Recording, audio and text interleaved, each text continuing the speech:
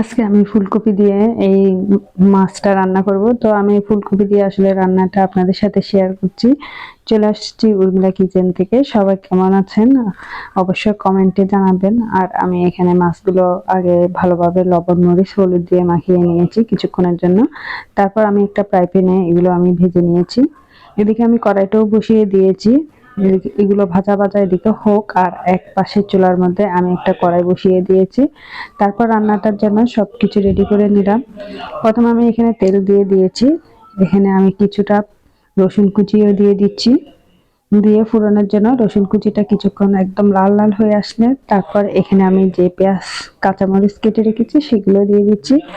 তো এই রান্নাটা আসলে শীতকাল আমার খুবই ভালো লাগে। আর টমেটো দিয়ে ফুলকপি বড় বড় করে সাইজের কেটে দিলে খুবই মজা লাগে। এই যে দেখতে পাচ্ছেন পেঁয়াজটা আমি দিয়ে দিয়েছি, আর পেঁয়াজটা দিয়ে কিছুক্ষণ নাড়াচাড়া করে তারপর এখানে আমি স্বাদ মতো লবণটা দিয়ে দিয়েছি।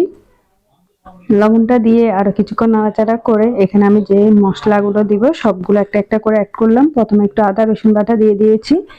এখন আমি এখানে পরিমাণ মতো দিয়ে দিচ্ছি হলুদের গুঁড়া। পেঁয়াজটা একদম লাল হয়ে আসছে, এখানে আমি কিছুটা কাঁচামরিচ দিয়ে দিয়েছি। একটু কাঁচামরিচ আমি বাড়িয়ে দিয়েছি, এখানে গুঁড়ামরিচটা একটু কম দিব তাই। তারপর ভালোভাবে নাড়াচাড়া করে এখন আমি দিয়ে দিচ্ছি হলুদের গুঁড়া। এরপর আমি এখানে কিছুটা হলুদের গুঁড়া দিয়ে দিচ্ছি হাফ চামচের মতো। আর এক চামচের চেয়ে একটু কম আমি মরিচের গুঁড়া দিয়ে দিচ্ছি। তারপর আমি একটু মাছের মশলাটাও দিয়ে দিচ্ছি, দিয়ে ভালোভাবে নাড়াচাড়া করে তারপর আমি মশলাগুলো কষাবো কিছুক্ষণ পর্যন্ত। এই যে দেখতে পাচ্ছেন একদম সব কিছু দেওয়া শেষ, আর এইগুলো মশলাগুলো ভালোভাবে কষিয়ে নিচ্ছি।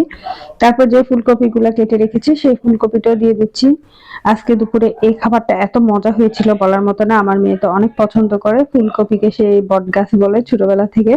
আর ফুলকপিগুলো বড় বড় সাইজ করে কাটলে কিন্তু অনেক মজা লাগে। তো দেখেন এখানে আমি কিন্তু কিছুটা পানি দিয়ে দিয়েছি, পানি দিয়ে আমি এখানে কষিয়ে নিচ্ছি সেই মশলাটা। এরপর আমি ফুলকপিগুলো কেটে রেখেছি সেই ফুলকপিটা দিয়ে দিচ্ছি। দিয়ে ভালোভাবে নাড়াচাড়া করে কিছুক্ষণ কষাবো। এরপর কষিয়ে তারপর ঢাকনাটা দিয়ে কিছুক্ষণ আমি ঢেকে রান্না করব এটা। তারপর এটা কিছুটা হয়ে আসলে তারপর আমি এটার মধ্যে ঝোলের জন্য পানিটাও দিয়ে দিচ্ছি।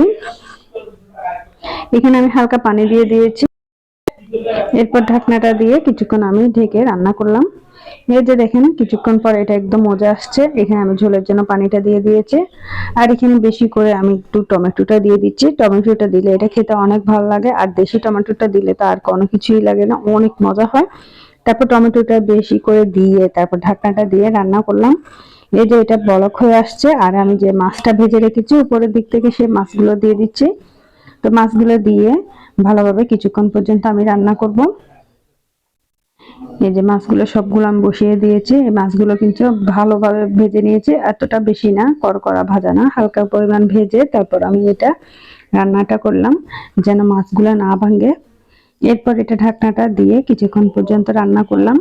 এরপর এটা প্রায় হয়ে আসছে, এখানে আমি কিছুটা ধনিয়া পাতা দিয়ে তারপর গরম গরম পরিবেশন করব। তো কেমন লেগেছে অবশ্যই জানাবেন। সবাই ভালো থাকেন, আল্লাহ হাফেজ।